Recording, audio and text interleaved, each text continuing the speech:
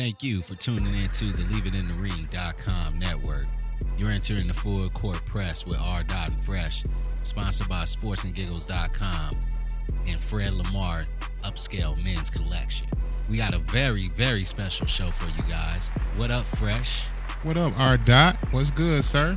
Man, you tell me, how you been living, bro? I ain't seen you in a while. We ain't been on the scene in a long time. I know the fans is missing us. Everything's been good, man. Got a lot to talk about, and I'm excited. Me too. Let's get right into it. Let's talk about these NBA finals that just passed. You know, Golden State Warriors versus the Cleveland Cavaliers. Golden State up 3-1. The infamous Game 5. No Draymond Green. The hit to the nuts. The infamous blow to the nuts. That was the worst suspension in the history of the NBA. In the history of the NBA? That got to be just as bad as Amari and them boys getting suspended for leaving the bench area back when they played the Spurs, man. Yeah, I remember Phoenix that. got robbed. I remember that. It was just terrible. Draymond put himself in that situation, but that was like real ticky-tack. Yeah, For him Draymond. to be suspended for that play, especially the finals. Yeah, I agree. That was definitely the game changer. Not taking nothing away from the Cavs, but that was the game changer. I agree. They say a repercussion of the missed blow to the nuts from the NBA on that Game 6 against Oklahoma City against, what was his name, Steven Adams, when Draymond Green punched Steven Adams in the nuts.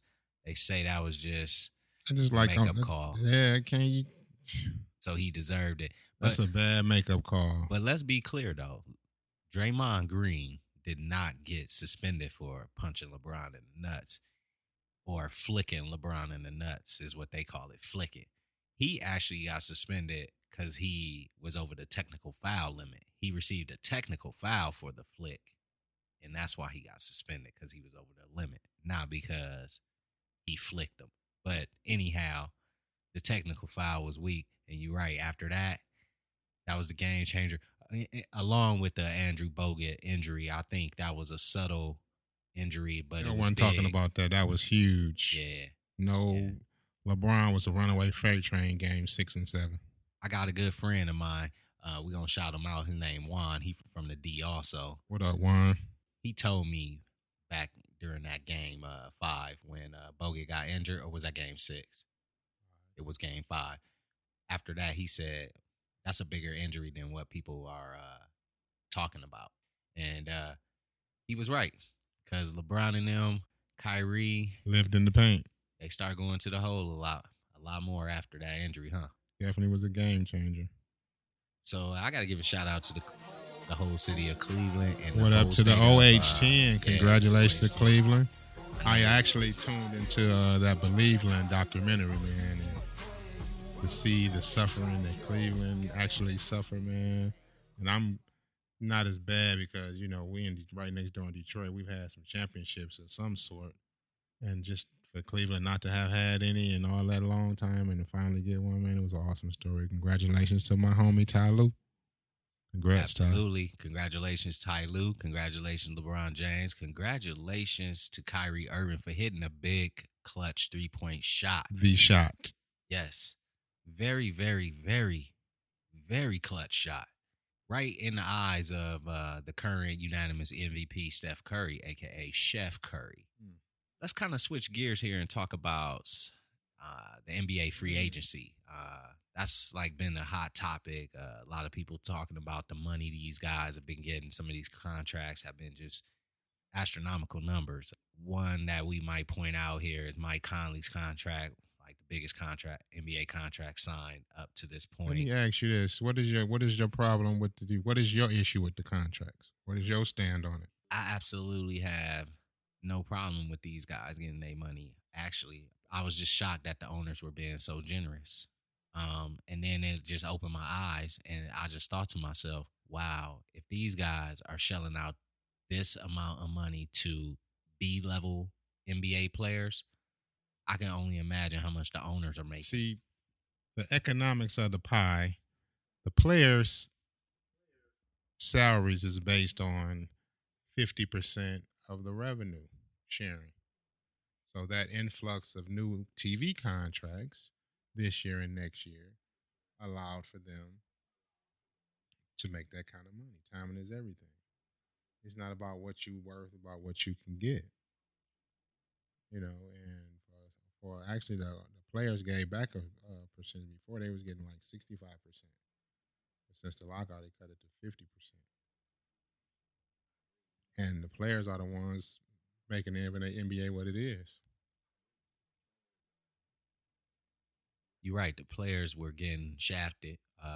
They cut a deal, and I mean, they even out the playing field a little bit more. Let me ask you a question. How do you feel? It's a lot of outrage on like some of the contracts. We just say, for instance, the Mozgov, Lakers giving 4 and 64, but you got to look at the money that the owners are making. Absolutely. My goodness. I agree. I agree 100%. And what do you think about this? Do you think players should get equity in the team?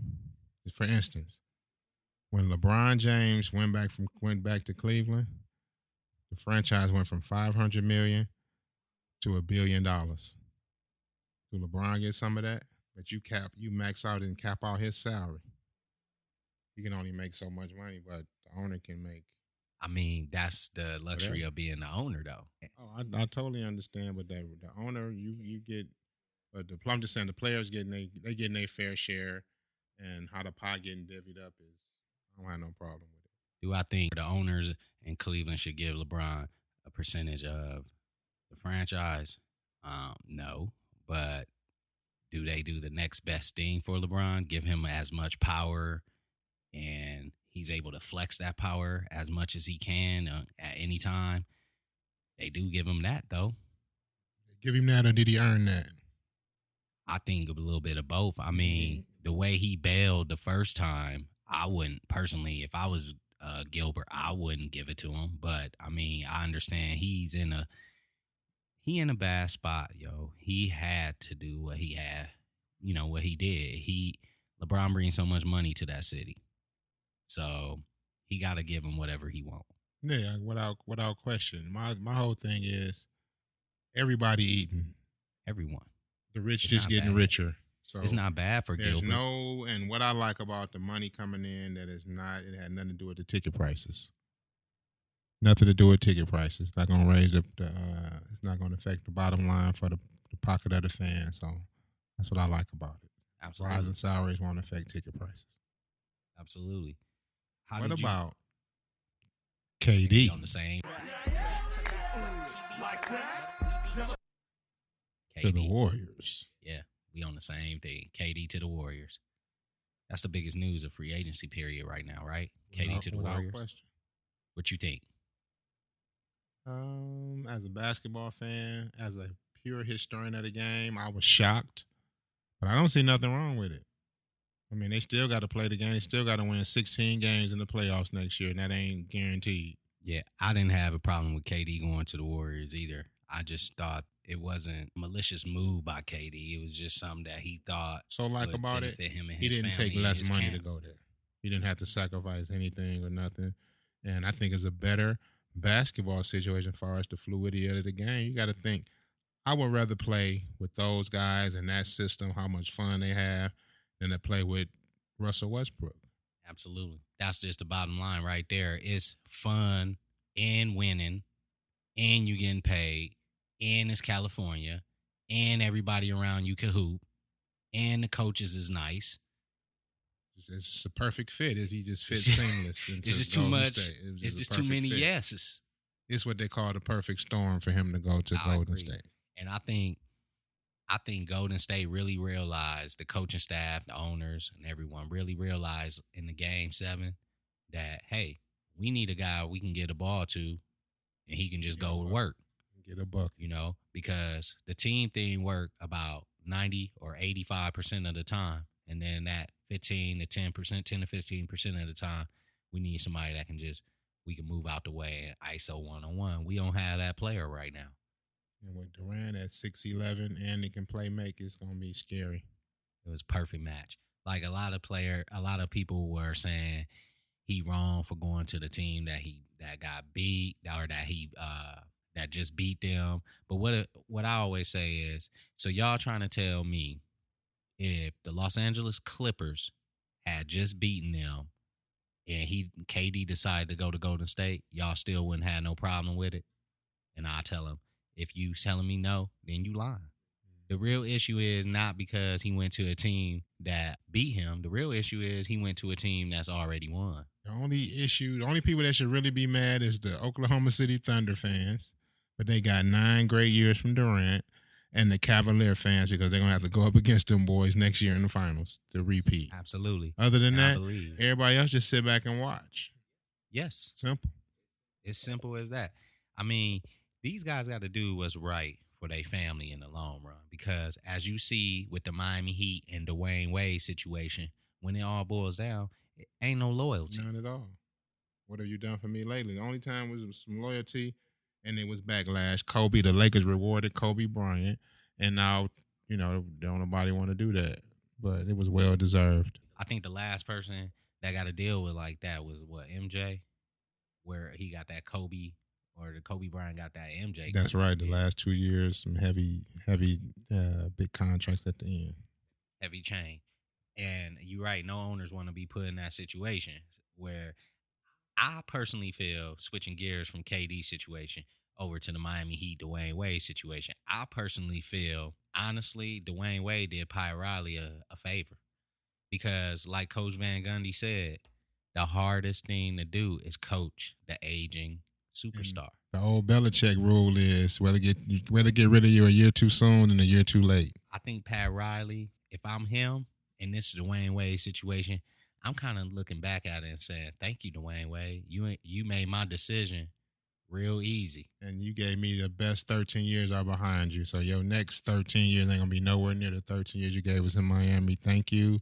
You will have a statue when it's all said and done, but I wish you the best at home and to go.